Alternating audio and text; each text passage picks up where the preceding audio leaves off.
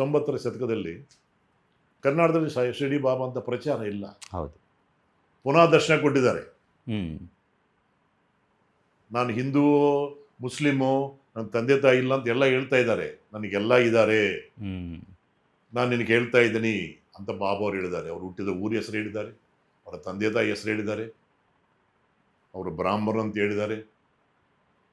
ಅಲ್ಲಿಂದ ಅವನು ಮುಸ್ಲಿಮ್ಗೆ ಸಿಗ್ತಾನೆ, ಮುಸ್ಲಿಮ್ಗಳು ಬೆಳೆಸ್ತಾರೆ. 16 ವರ್ಷ ಆದಮೇಲೆ ಶಿಡಿಲ ಕಾಣಿಸ್ಕೊತಾನೆ, ಇನ್ನು 16 ವರ್ಷ ಎಲ್ಲಿದ್ದಾರೆ ಹೇಳ್ತಾರೆ. ಎಲ್ಲವೂ ನನಗೆ ಪ್ರತ್ಯಕ್ಷವಾಗಿ ಬಾಬಾ ಅವರು ಹೇಳ್ಕೊಟ್ಟಿದ್ದಾರೆ. ಈಗ ಅದೆಲ್ಲ ಪ್ರೂವ್ ಆಯಿತು.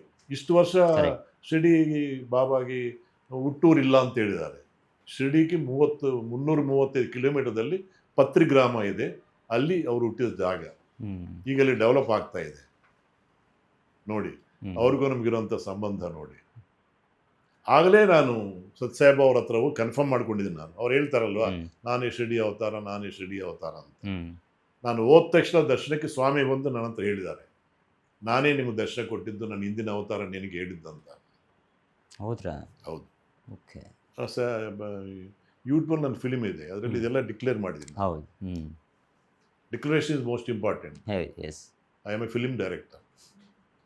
ದೇವರಿಗೂ ನಮಗಿರೋ ಸಂಬಂಧ ನಮಗೆ ಗೊತ್ತಾಗುತ್ತೆ, ಎಲ್ಲರಿಗೂ ಗೊತ್ತಾಗಲ್ಲ. ಇಲ್ಲ ಸರ್, ಇದು ಯಾಕಂದರೆ ದ್ವಾರಕೀಶ್ ಅವರು ಕೂಡ ಹೇಳ್ತಾ ಇದ್ರು ಈ ವಿಚಾರ. ಅಂದರೆ ದೇವರು ಅಂತ ಬಂದಾಗ ರಾಘವೇಂದ್ರ ಸ್ವಾಮಿಗಳಂಗೆ ಸಡನ್ಲಿ ಒಂಥರ ಪ್ರತ್ಯಕ್ಷ ಆಗ್ತಾರೆ. ನನ್ನ ಜೀವನವನ್ನು ಮುಂದೆ ಅಂದರೆ ಎಲ್ಲ ಸೋತೋದಾಗ ಆ ನಂಬಿಕೆ ಅನ್ನುವಂಥದ್ದು ಎಲ್ಲೋ ಒಂದು ಕಡೆ ಅದು ಕಾಪಾಡುತ್ತೆ ನಮ್ಮನ್ನು ಅನ್ನುವಂಥದ್ದು. ನೋಡಿ, ನಿಮ್ಮ ಜೀವನದಲ್ಲಿ ನಿಮ್ದು ಆಂಧ್ರ ಆದರೂ ಕೂಡ, ತೆಲುಗು ಮಾತೃಭಾಷೆ ಆದರೂ ಕೂಡ, ಕನ್ನಡದಲ್ಲಿ ಬಂದು 107 ಸಿನಿಮಾಗಳನ್ನು ಮಾಡುವಂಥದ್ದು. ಅದು ಯಾಕಂದರೆ ಎಲ್ಲೋ ಒಂದು ಕಡೆ ಬಾಬಾನ ಆಶೀರ್ವಾದ ಅಂತಲೇ